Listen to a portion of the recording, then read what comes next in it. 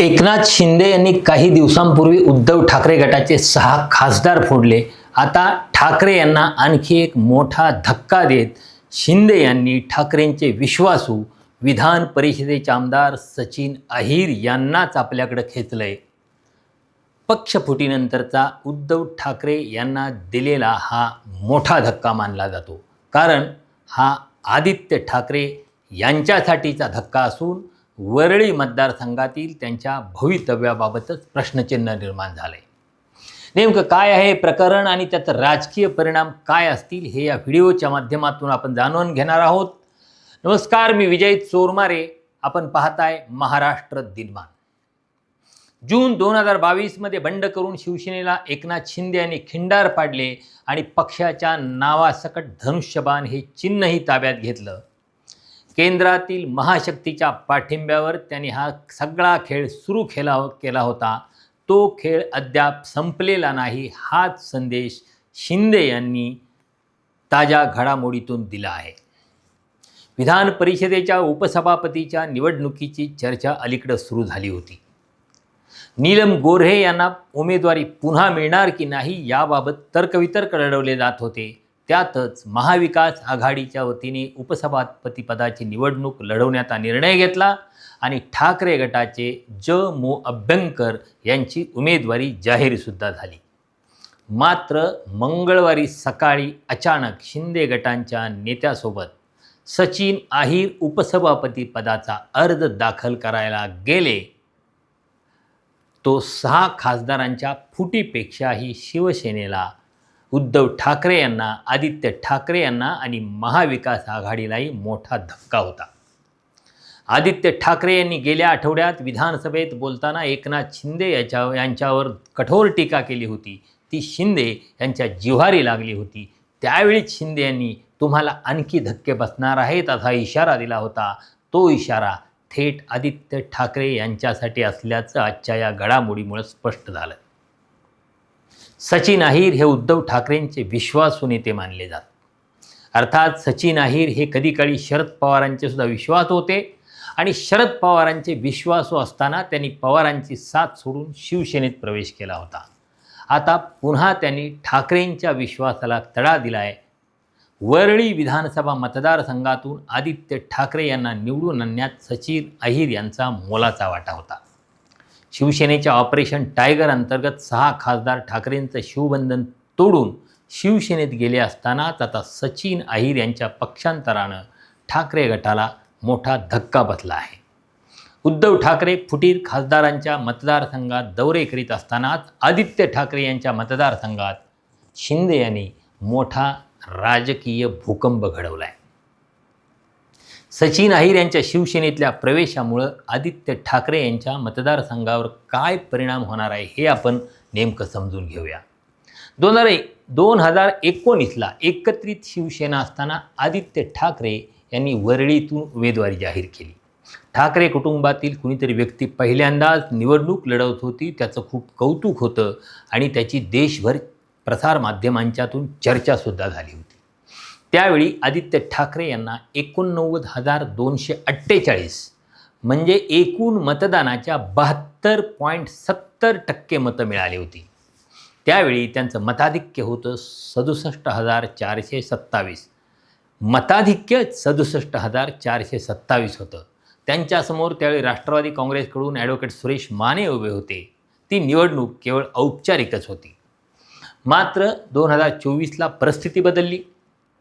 त्याआधीच एकनाथ शिंदे शिवसेनेतून फुटून बाहेर गेले होते. शिंदे सत्तेत होते आणि मुख्यमंत्री होते. त्यांनी मिलिंद देवरा यांना वरळीतून उमेदवारी देऊन आदित्य ठाकरे यांच्यासमोर आव्हान उभं केलं होतं. यावेळी आदित्य ठाकरे यांना 63,324 म्हणजे एकूण मतदानाच्या 44.68% मतं मिळाली होती. तर मिलिंद देवरा यांना 54,523 म्हणजे 38.47% मतं मिळाली होती. महाराष्ट्र नवनिर्माण सेनेनं सुद्धा संदीप देशपांडे यांना मैदानात उतरवलं होतं.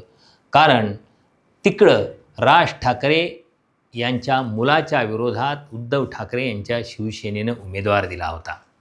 इथं संदीप देशपांडे यांना 16,367 म्हणजे 13.66% मतं मिळाली होती. हे सुद्धा लक्षात घ्यायला हवं. आदित्य ठाकरे यांच्या विजयाचं अंतर 2019च्या 67,000वरून 2024मध्ये अवघ्या 8,000वर आलं होतं.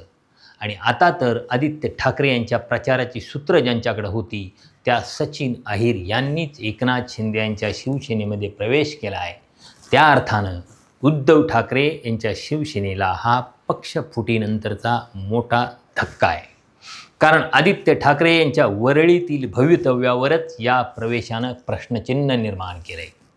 कदाचित 2029च्या विधानसभा निवडणुकीत सचिन अहिर हेच आदित्य ठाकरे यांचे प्रतिस्पर्धी असू शकतील.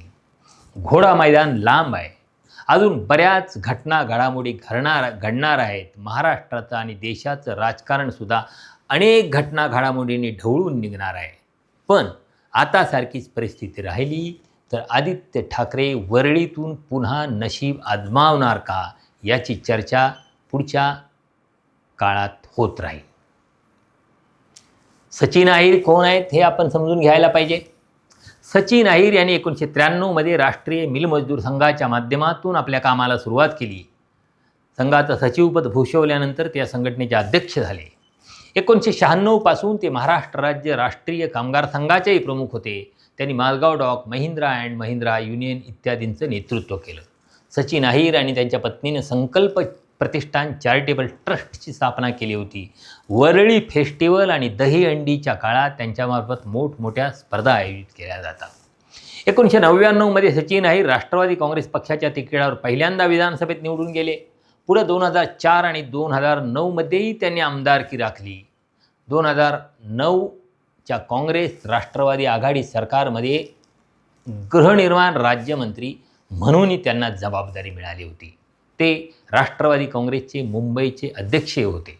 2014मध्ये त्यांना शिवसेनेचे उमेदवार सुनील शिंदे यांच्याकडून पराभव स्वीकारावा लागला आणि 2019मध्ये विधानसभा निवडणुकीच्या तोंडावर त्यांनी शरद पवार यांची साथ सोडून उद्धव ठाकरे यांच्या शिवसेनेत, त्यावेळी एकत्रित शिवसेना होती, त्या शिवसेनेत प्रवेश केला. आदित्य ठाकरे यांची उमेदवारी सुरक्षित करण्याच्या दृष्टीनं शिवसेनेने केलेली ही व्यूहरचना होती. वरळी हा सचिन अहिर यांचा बालेकिल्ला मानला जातो. त्यामुळे 2019 आणि 2024मध्ये आदित्य ठाकरे यांना विधानसभेवर निवडून आणण्यात सचिन अहिर यांचा महत्त्वाचा सहभाग मानला जातो. 2020मध्ये शिवसेनेच्या उपनेतेपदी त्यांची नियुक्ती करण्यात आली आणि शिवसेनेत फूट पडल्यानंतरसुद्धा सचिन अहिर हे ठाकरेंशी एकनिष्ठ राहिले होते, हे आपल्याला लक्षात घ्यावं लागेल. त्यांच्यावर पुणे संपर्क प्रमुख पदाची जबाबदारी सोपवण्यात आली होती. आदित्य ठाकरे यांच्यासाठी वरळी मतदारसंघ सोडल्याबद्दल 2022मध्ये त्यांची विधान परिषदेवर निवड करण्यात आली होती. सचिन अहिर यांच्या विधान परिषदेच्या सदस्यत्वाचा काळ 2028पर्यंत आहे. पण बदलती राजकीय परिस्थिती बघून त्यांनी सोयीचा मार्ग पकडलेला दिसतो. एकनाथ शिंदे हात धुवून उद्धव ठाकरे यांच्या शिवसेनेच्या मागे लागले आहेत, हेच या घटनेतून दिसून येतं. आणि ठाकरे यांचे विश्वासू म्हटले जाणारे लोक एका पाठोपाठ एक त्यांच्या गळाला लागत आहेत. यातून एकूण शिंदे यांची दिशाही कळते आणि महाराष्ट्राची राजकीय संस्कृती कशी बदलत चाललेली आहे हे सुद्धा दिसून येतं. आता सचिन अहिर हे उद्धव ठाकरे यांचे विश्वासू मानले जातात, ते सुद्धा त्यांना सोडून गेले आहेत. राजकीय वर्तुळात चर्चा अशी आहे की आता मिलिंद नार्वेकर कधी शिंदे यांच्या गटात जातात याचीच आपल्याला वाट बघावी लागणार आहे. धन्यवाद.